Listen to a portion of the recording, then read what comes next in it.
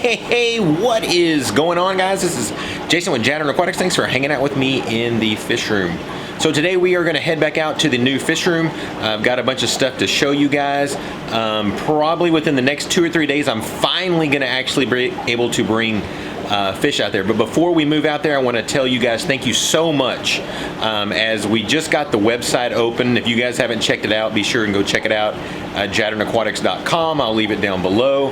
I have been absolutely overwhelmed with the amount of orders you guys have placed. You guys are just, you're absolutely amazing. And so I've been going around frantically trying to get stuff pulled and shipped. Again, I only ship on Monday and Tuesday, so the rest of the orders that I have will ship out on Monday and Tuesday. Right now, my fish room looks like a bomb went off on it. This is part of the reason that I don't want to pull orders here, because it's just not set up. I mean, if you look down here at my floor, you can see it just looks like a bomb went off in here. So I gotta get this thing cleaned up so I can find stuff again. All right, so let's go ahead and let's head out there to the new fish room so we can see what's going on. All right, so here we are back in the fish room. And as you can see, things are expanding a little bit more. We're getting more tanks set up. All right, I got a few things I want to go over with you guys today. The first thing that I want to talk to you about is the idea of using substrate or just going with the bare bottom. So again, this is just going to be set up for me able to just to pull orders. No breeding projects, at least none in the foreseen future. And so the idea, what I'm trying to do is I'm trying to make this just as absolute easy as possible. So basically, I'm just feeding the fish. Everything else pretty much happens automatically. And I know a lot of you are thinking, but Jason, why in the world do I see substrate in all of these aquariums? Well, here is my reason for that. It may not be a valid reason to you, but it is to me. Out of all the tanks that I use at home that have bare bottoms, it seems like the glass gets so incredibly dirty. I don't know why it is. I don't know if it's just my imagination, but I feel like I'm constantly having to scrape algae all off of the glass. And so that's one of the reasons that I went ahead and used this pool filter sand. If you guys are ever looking to get any of this, the kind that I get is the one from, it's actually Home Depot has it, and also Lowe's has it. Here's the bag of it. It's Quikrete pool filter sand. I've been using this stuff for years. When I first used to use it, you may have seen in a previous video that I did on it, I didn't have to wash the stuff out at all. I would put it in my tank and it would be super crystal clear. But I don't know what they're doing to it now, but this stuff is a mess. You have to clean it just like it's like normal sand. You've got to run it through the water 3 or 4 different times. Even these tanks right here, this has taken, I think, 5 days to clear up. And then if you look at this tank, you can see it's kind of murky, or better, this one. This one has been in here 3 days, and it's still, no, I think it's 4 days. It's still murky, and this is after I cleaned the sand 3 or 4 times. So it takes a while for this stuff to settle down. And so that's the stuff that I use. Again, I really like it. It's about $8 for a bag of it. And my only thing that I'm trying to do is I'm just trying to cover the bottom. So there is probably less than 1/4 of an inch, because you can kind of see right there where the sponge filter is. You can see that it's not very deep. This is not to try to grow plants.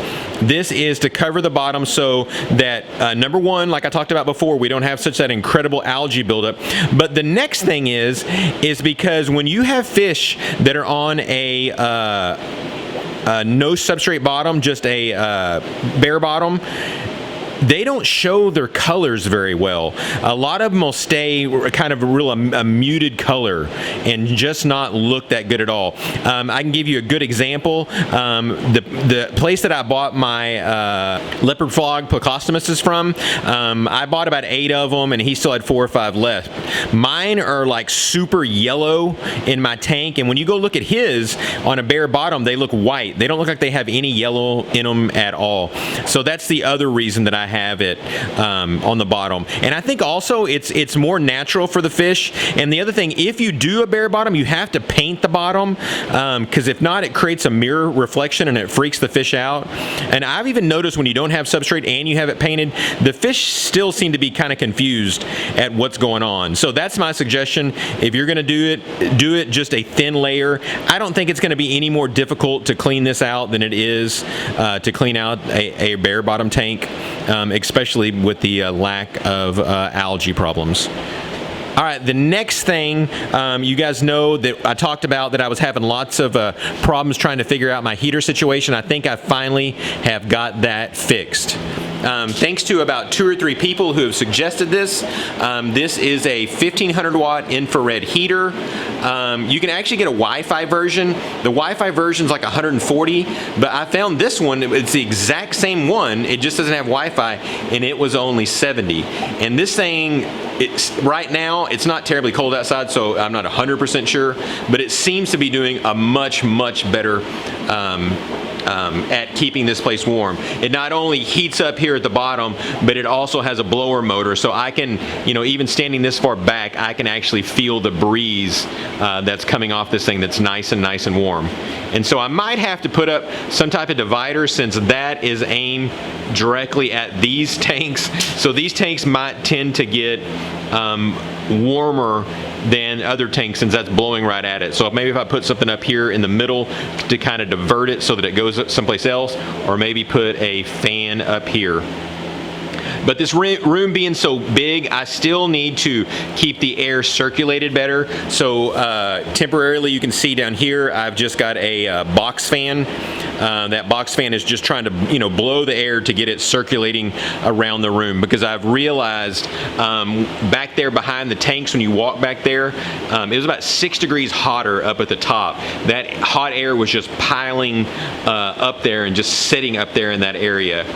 So it might be a good idea to put a fan on that end and maybe a fan over here on this end, and just kind of create a circular flow so it's constantly blowing that air. But that's just a continuing thing. But I think I'm just about ready to start putting fish up here. A question that was asked of me that I meant to talk about before is, I was asked, how in the world are you going to cycle all of these tanks? Well, I've already got that pre-planned out, and that is what I'm going to do is I am going to take sponge filters that I already have at my house. These are just simply place setters right now. These aren't going to be the functioning ones that I actually use. I've got extra ones at my house of the Hydor 5s that I had a bunch of, and I've got them just sitting in a bunch of aquariums. And what we'll do is we'll swap those out. I'll show you that in a minute, how I do that at home. I'll swap those out. I'll then take that sponge filter and I'll put it in a Ziploc bag with some tank water, and then I will run it up here, and then I will put it in the tank and swap it out with this sponge filter. So that means that tank will be a fully cycled tank now.